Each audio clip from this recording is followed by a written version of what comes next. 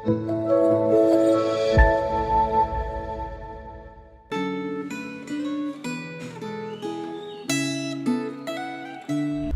Bapak Ibu yang dikasihi dan mengasihi Tuhan. Mari kita selalu bersuka cita di dalam Tuhan, karena kasih setianya tidak pernah berkesudahan di dalam hidup kita. Pengakuan, itulah yang menjadi tema refleksi Gema hari ini. Dan firman Tuhan terambil di dalam Mazmur nomor 38. Sebelum kita membaca dan merenungkan firman Tuhan, mari kita bersatu di dalam doa.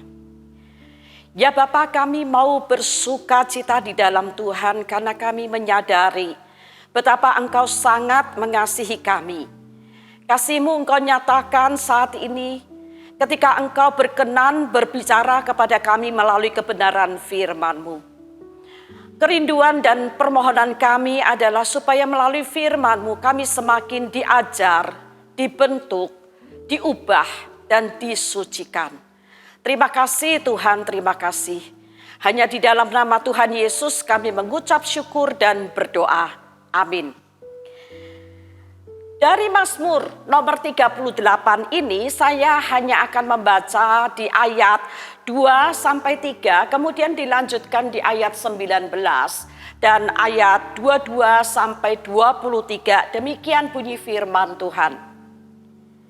Tuhan, janganlah menghukum aku dalam geram-Mu, dan janganlah menghajar aku dalam kepanasan murka-Mu. Sebab anak panah-Mu menembus aku, tangan-Mu telah turun menimpa aku. Kemudian ayat 19, ya, aku mengaku kesalahanku, aku cemas karena dosaku.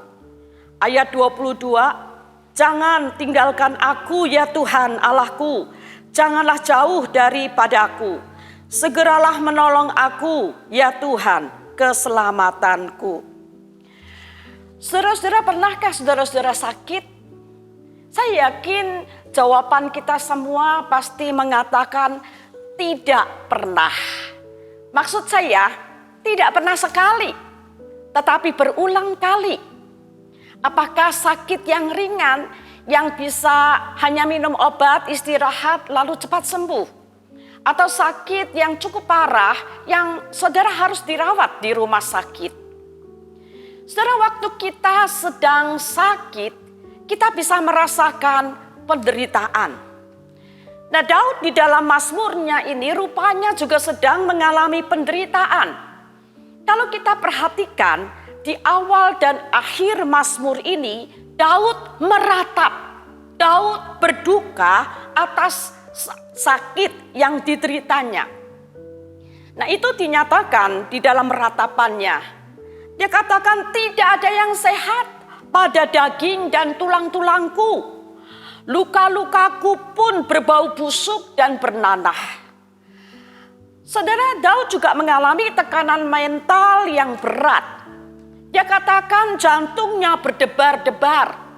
Ada kegelisahan, ada kecemasan di dalam hatinya yang membuat kekuatan dan semangatnya hilang.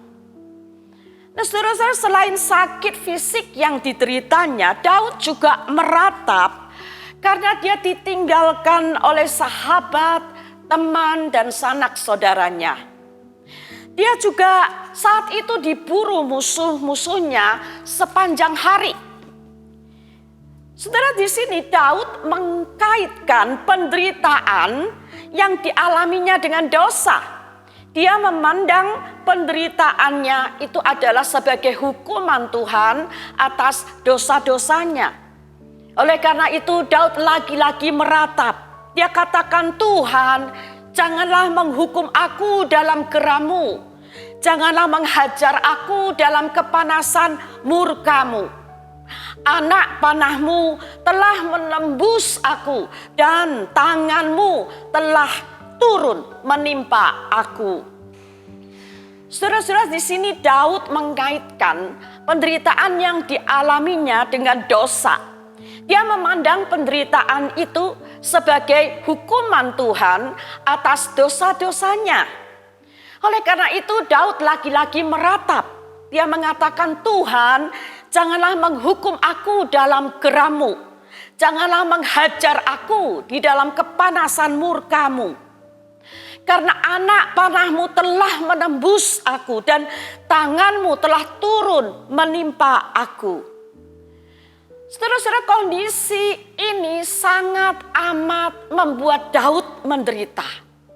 Apalagi ketika dia menyadari bahwa penderitaan yang dia alami ini datangnya karena dosanya. Dan di dalamnya ada murka dan kegeraman Allah.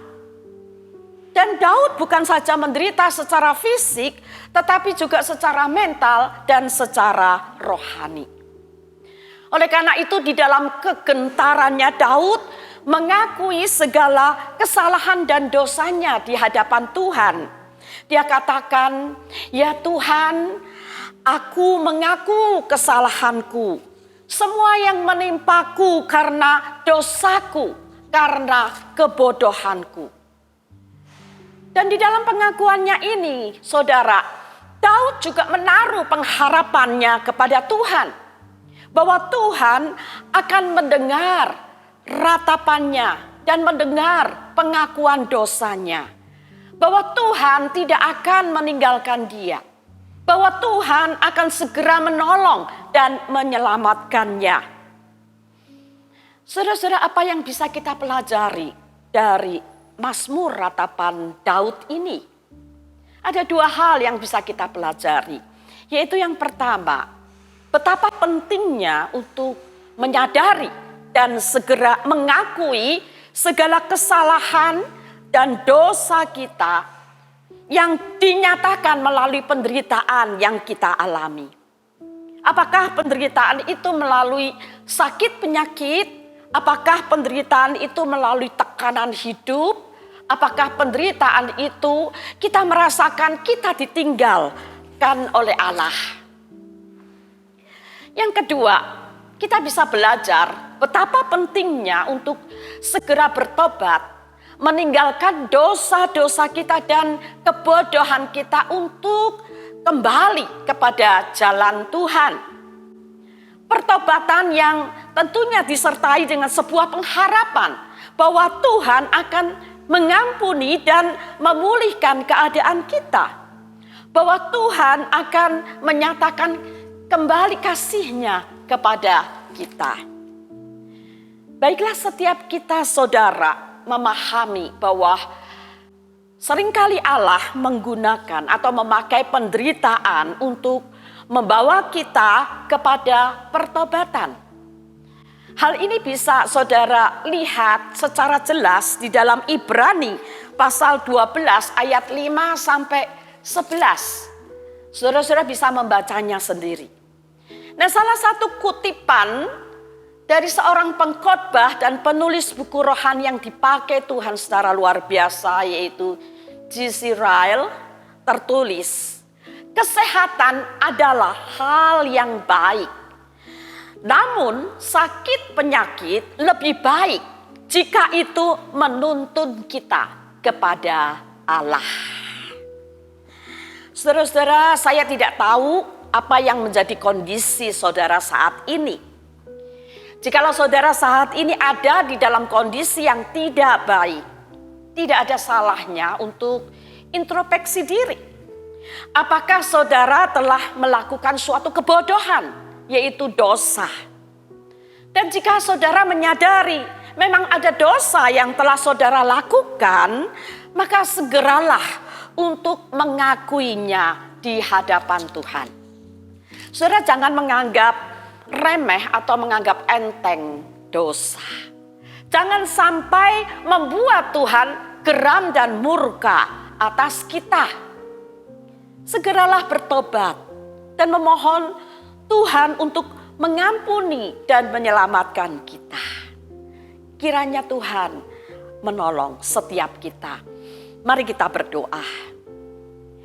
Terima kasih Tuhan, kami boleh belajar melalui pengalaman Daud. Kami boleh melihat betapa seriusnya dosa dan akibatnya jikalau tidak segera diakui dan diselesaikan di hadapan-Mu.